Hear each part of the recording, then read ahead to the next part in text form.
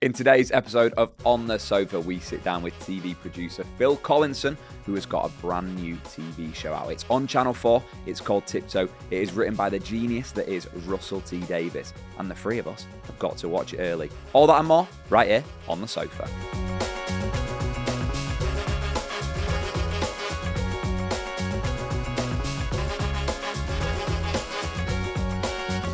We've got 4 chairs in the studio today. It's not just the three of us, is it? No.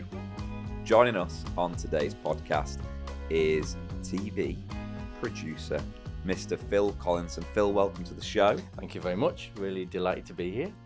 Phil, this is exciting for us. Obviously, our podcast, we always are talking about films that we've watched, TV that we've watched. And, the three of us who obviously work in the industry from the acting point of view, really champion TV, and we've all worked with you professionally. Yes, indeed. In a past life, which we will talk about. I cast you. Yeah, well, this is this is on the list.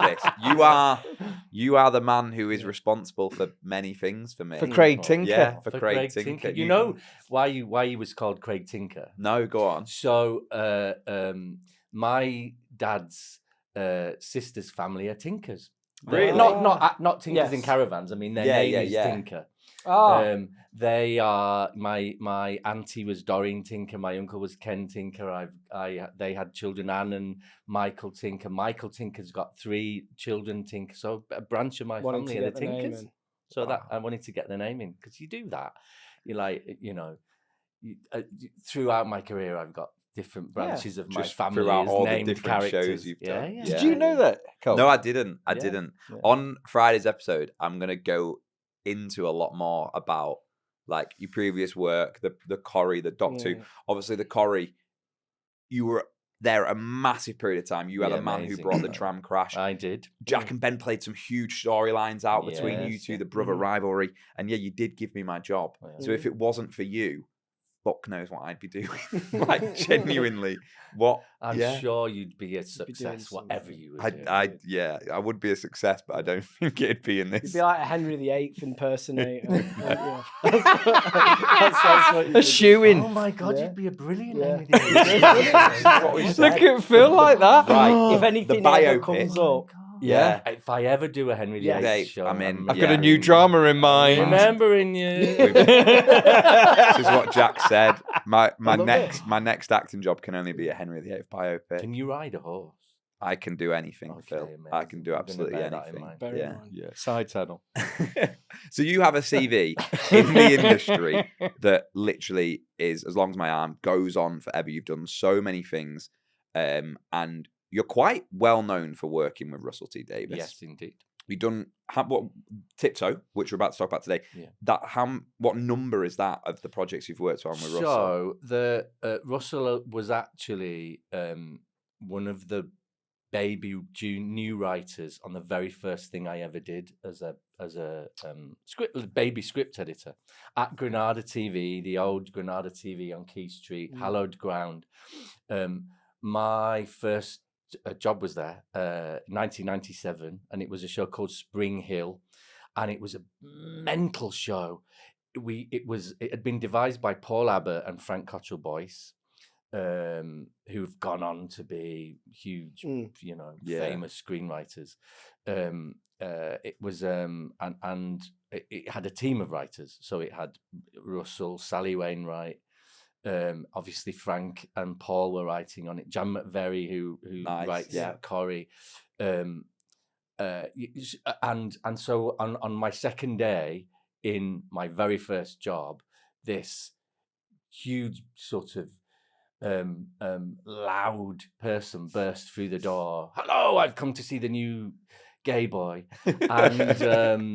and it was Russell, and I met him on day 2 of my first job, and we became friends, and we used to hang out. In those days, both of us in our 20s, we'd go out to Canal Street on a Wednesday night and go into Cruise 101 till 4 a.m, grab a McDonald's and go home, change our clothes, and come into work. And that was, so we were youngsters together. And then, so that was 97. Then I didn't work with him until 2005 when we did Doctor Who, and then there was another big gap until It's a Sin, which was in 2019, 2020. Yeah. So it feels like we've done a lot. We've been very, very good friends for nearly 30 years now, and we've made sort of, this will be our fourth sort of show, Project, but they've all been seminal kind of experiences for me as a producer. I think he's an amazing writer and a wonderful person, and I feel really proud that I get to be involved in bringing his amazing scripts to life. Yeah. So Russell's latest script and your latest show together, Tiptoe, how did that come about? Are you and Russell always kind of talking where Russell's like, look, I've got this idea, I'm working on this, I've got this idea, I'm working on this, or does he say to you, Phil, script, read it? Yeah, he talked to me about this idea he'd had for a show. I don't think I'm spoiling anything because it's literally the very first scene of the very first episode. You track up an ordinary street in suburban Manchester, and you see that there's the David Morrissey looking very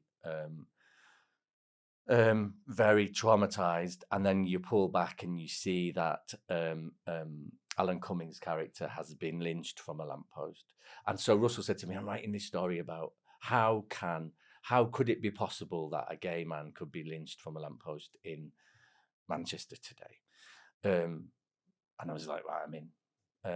And then 6 months passed while he noodled the idea away, and then a script arrived, and I read the first episode, and then it's a lovely position to be in because it's not always the case, but then sort of every 2 weeks then another script would come as he wrote them, so I would be among the first people to read them hot off the press. That's what happened with It's a Sin as well. So and with Doctor Who, actually, because I get involved very early. They're really complicated, Russell's scripts, deceptively so. Even Tiptoe, you've seen, it kind of looks like it's going one way. So, it looks like it would be easy to do because it's, it's bars and it's living rooms.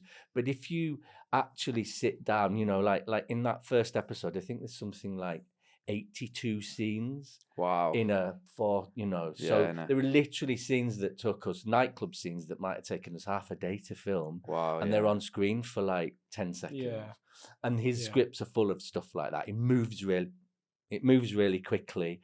It moves to lots of different locations. It's complicated. So yeah, it takes a lot of planning. Planning? Yep. You're a producer. Yes. People listening might not fully understand what it is you put together. Yeah. So when Russell rings you and you get the script, what you have to then start to do to get that show to the end where we see it, what is the essence of a producer, or you as a producer? Because I think it's different. I don't think all producers are equal. Some get involved more, some don't. What would you say? I think it's different for different people. For me, I like to be involved in everything, really. I think you've got a tightrope to walk because you want to be involved. So you want to know, what all the decisions are. You want to be across all the decisions, but you also want to let people do their jobs. So essentially, I'm the project manager. Yeah. So I pick the script up, and kind of the first sort of things I do is start to think about who the heads of department are. So obviously a production is made up of heads of department. So there'll be someone who does the makeup, someone who does the costumes, a director of photography who is and of course the first thing is deciding who's going to direct it. I'll often, not always the case, but often be involved before the director. So I'll help to choose who the director is going to be. So you send the script out to 4 or 5 people. you meet them with the screenwriter, and they Sorry. I'm going to have to starting to eat eat this. some Sorry, ice Phil. cream. He's starting to eat his have to eat Haagen-Dazs. Amazing, I amazing. have to. He's So eating his you won't Haagen-Dazs. slurp though. will No, He you? went no, to the no, co-op. no. He's listening, but he's not speaking. So I do. Do you that. like work with direct? Do you like working with directors you worked with before? Not do you- always. No, I you're mean, quite open? I really open. So lots of things I've done, I've been with people I've never worked with before. Okay. Some I never worked with again. Yeah.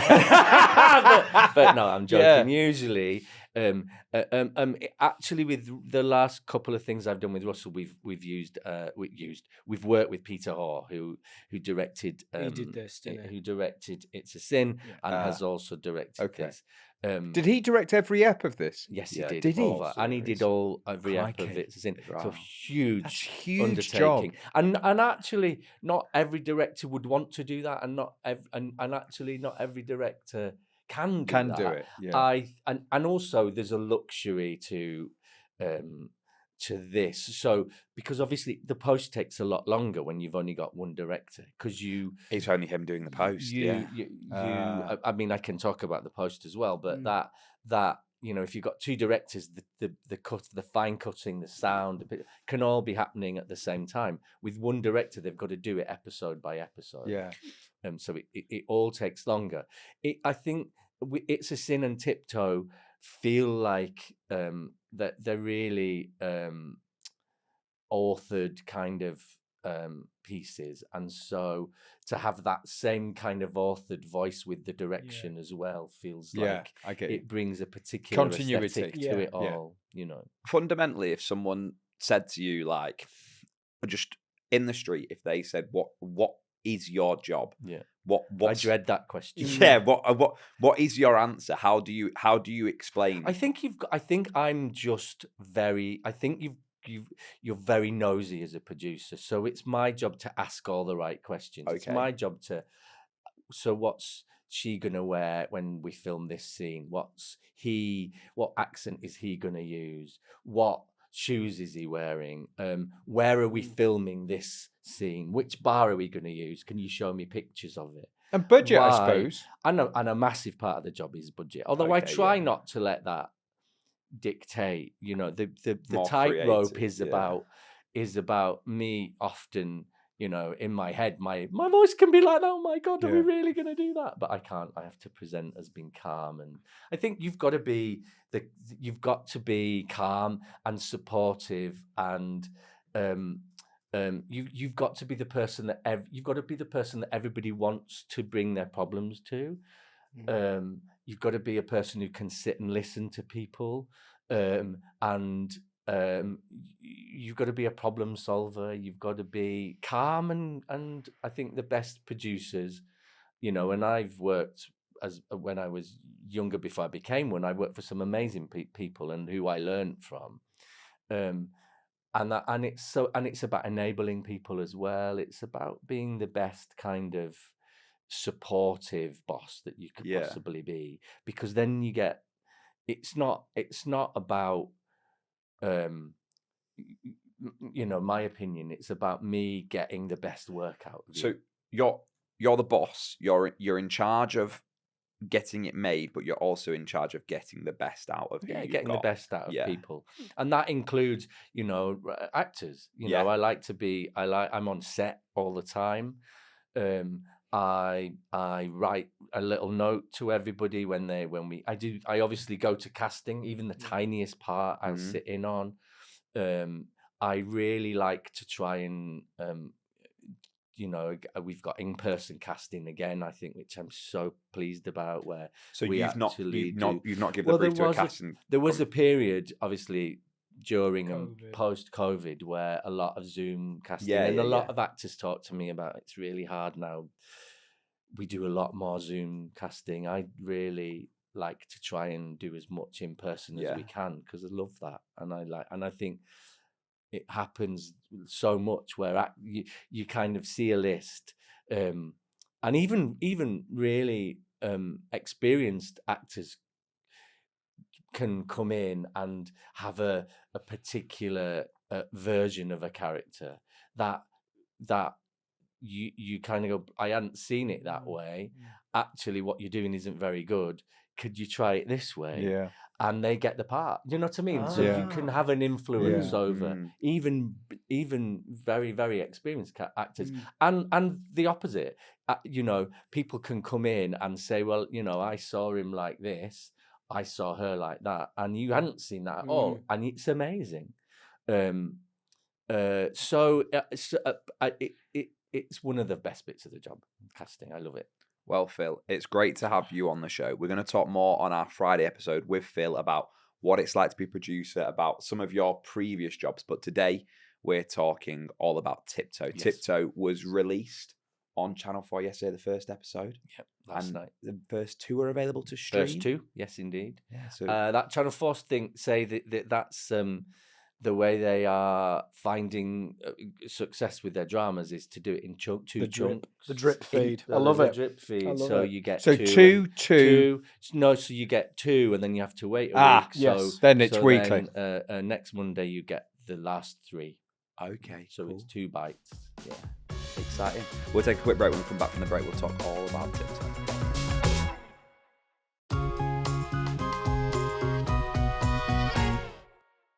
So, Phil, Tiptoe, tell us what it means to you.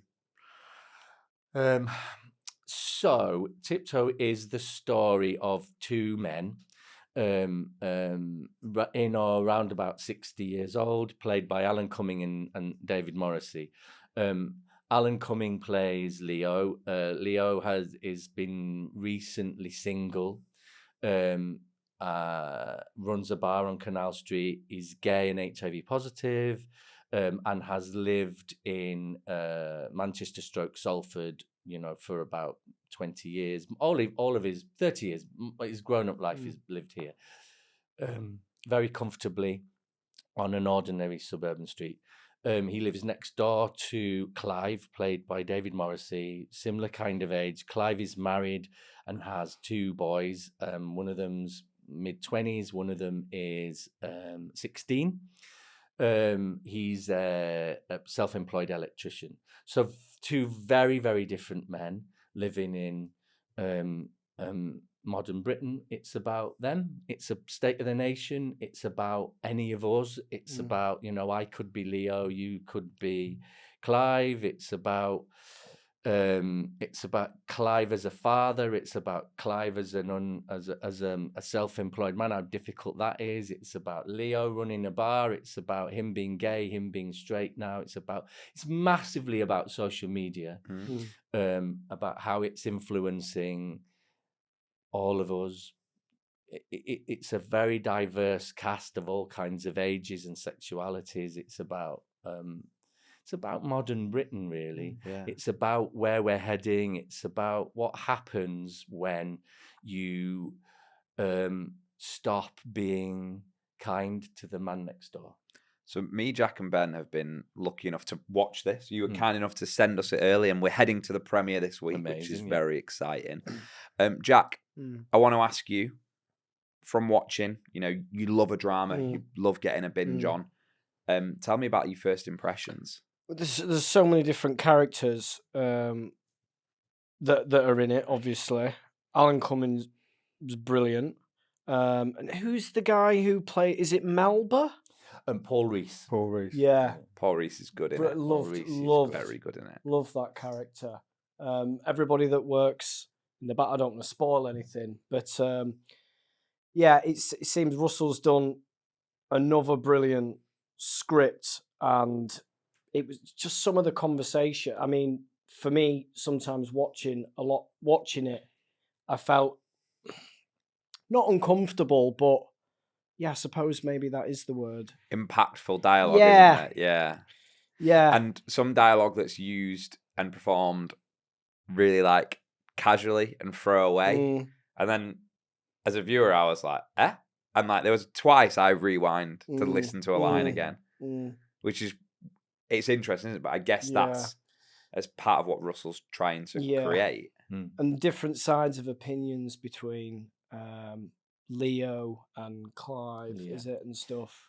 How they both had different views about who's to blame. Yeah. About But they are interesting because they are literally polar opposites And They living next literally door to each other. live next door to each other, but their experience of life has been so monumentally different. And yet for years they've rubbed along and said hello to each other across the fence. What is it? Why is it that now suddenly they're not getting on? I love that. Ben, talk to me about you watching it as a viewer and seeing Alan come in that, because obviously we've seen him in The Traitors. That's kind of I haven't seen him in I that. haven't seen him. So- I saw him in a play, I reckon, in Newcastle, and it was Accidental Death of an Anarchist. And it was at the Gulbenkian, and I must have been 17, 18. Wow, And yeah. he is extraordinary. Yeah. He is unreal. He was unreal in that play. Yeah. Like, I remember thinking, I really want to be an actor. It wasn't just that, interesting, yeah. but he had so much power. So he has a joy in the show. But Yes. they're all wearing masks. And what I find interesting is Alan Cummings' character has a joy, but has a mask. He's holding pain. And then when he has the second, I think it's the second act with Charlie Condu, Yes.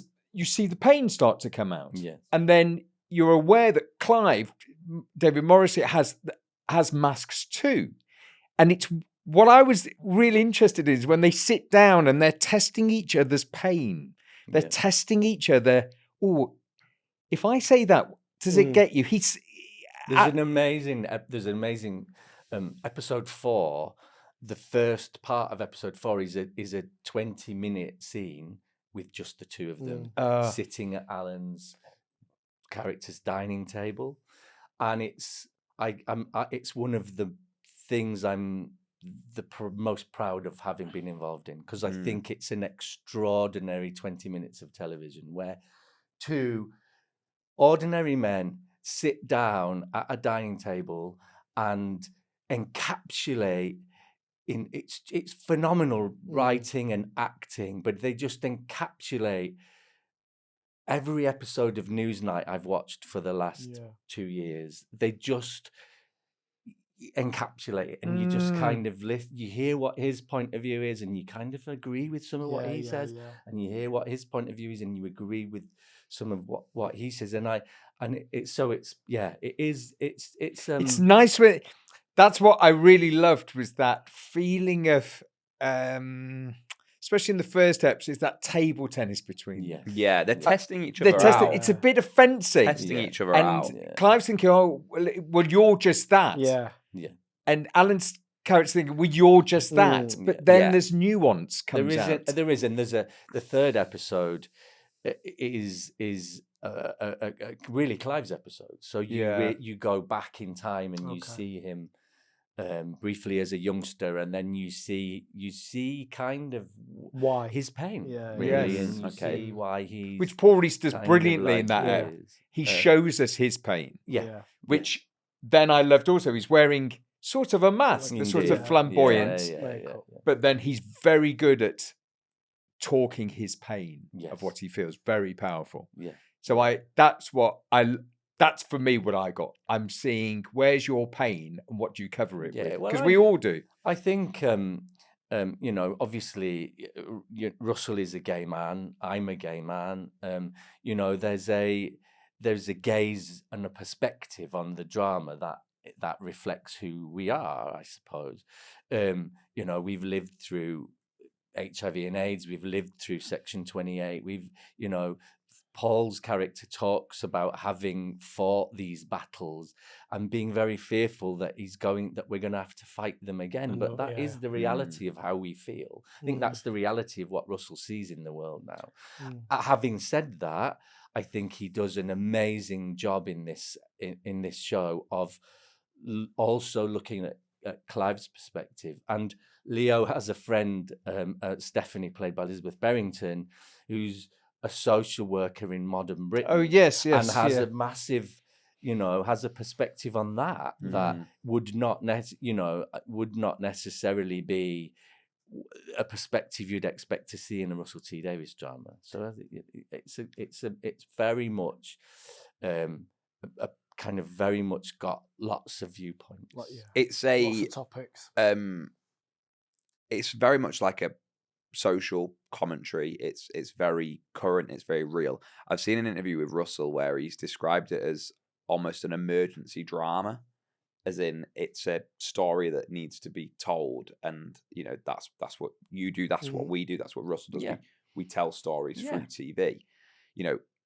When you're telling a story like this, and you have two really strong leads in it, and it's very much you've got one side of the fence and the other side of the fence, and metaphorically speaking, they're neighbours, and that's how it is.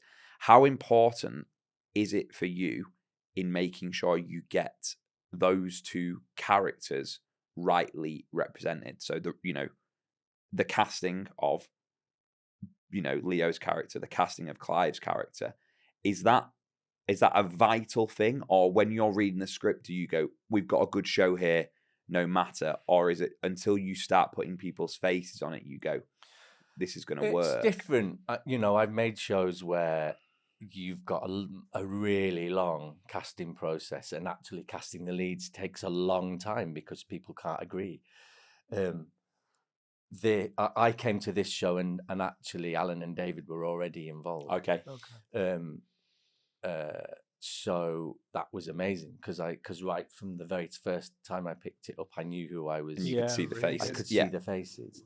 So it can be there isn't a particular way of doing it. Sometimes you end up with an actor who's completely different to how you'd originally imagined a part. And that's also brilliant. Can that be shit though as well? Like, is there ever a time when you go, this script is so fucking good and it's just been ruined? But I guess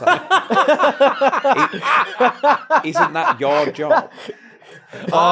At the very end and go, oh shit. I think sometimes you have to work hard to make sure that doesn't happen. Yeah. And I think that's where, as a producer, you're great, mate. You're great. You have to become a diplomat. You genuinely do, and you have to knock on caravan doors and say, "Okay, I need to have a conversation with you about a scene we did yesterday," But I hope that part of I hope those conversations happen in prep. So. Again, you go out for dinners and you have conversations with people and you have read-throughs, and I've literally had read-throughs where you go, oh my god, that's miles off. And you have to have a conversation. Take the water away.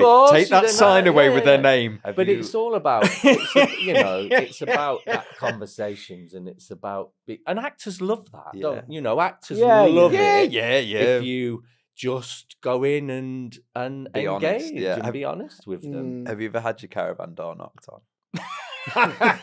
Steady on. Hello?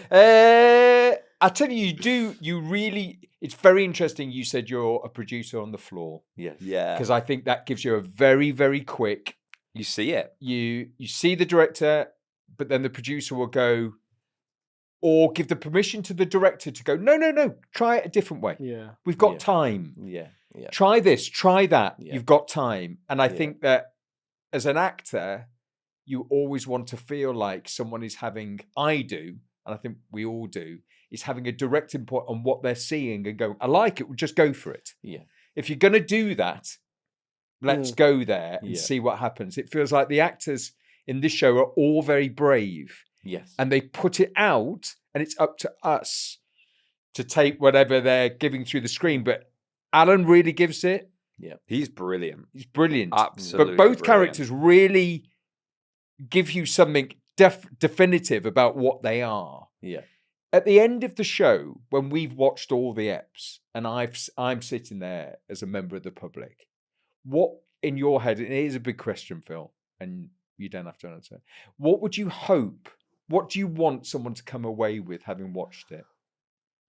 Well, when I got to the end of the fifth script, I cried. I was really genuinely moved, and every time I see the final episode, I cry so far, and I've seen it a lot.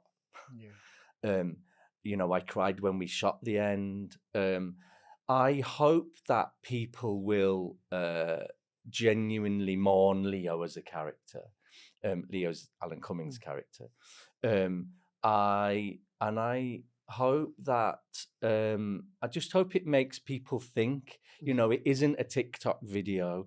It's not 2 minutes long. It's, you know, 5 episodes long. It's sort of 4.5 hours in minutes. It's a real deep dive, and I hope it's a conversation provoking piece of drama, really.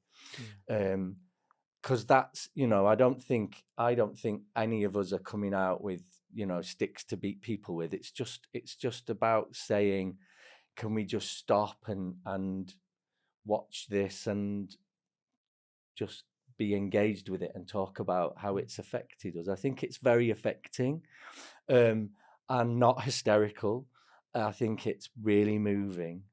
And I think it's got a lot to say about where we are as a country, actually, at the moment. How much sort of hatred there is for anybody who doesn't agree with you, and I think that's from both sides of the tennis court, really. Fans, yeah. It's almost, you know, it is a real life horror story. This set in Manchester. And for me, watching the first 2 episodes, it feels really real. Like, it doesn't feel. Yeah, I hope it's funny as well. I mean, I think it's really there is. It has a brilliant element. Yeah, it has that element of like a camp entertainment to it that is just so engaging and so. But there, like I said earlier to Jack, there's those moments that just make you pause and stop yourself. And I think one thing that you've obviously done, and it's a creative decision, is you start every single episode, don't you, with a different person's perspective of seeing the event of seeing Leo hanging outside his front door. So you instantly realise you're in a tough watch here. Yeah. And then in the episodes that we've watched, you slowly start to grow to love Leo as a character. I hope you get swept up in the story then, really. Is that but I think it is important at the top of every episode to remind the audience where it's going. Yeah. And then equally throw that in the bin and kind of go, but by the way, this is happening. And I think Russell does that very cleverly with all the scripts. You know, I think episode 2 ends with a sort of cliffhanger, and episode 3 does not pick up in that point. It goes back to a different place. Okay. And so I think there's also this sort of waltz happening that he's having as a dramatist. I think this is the best thing he's ever written.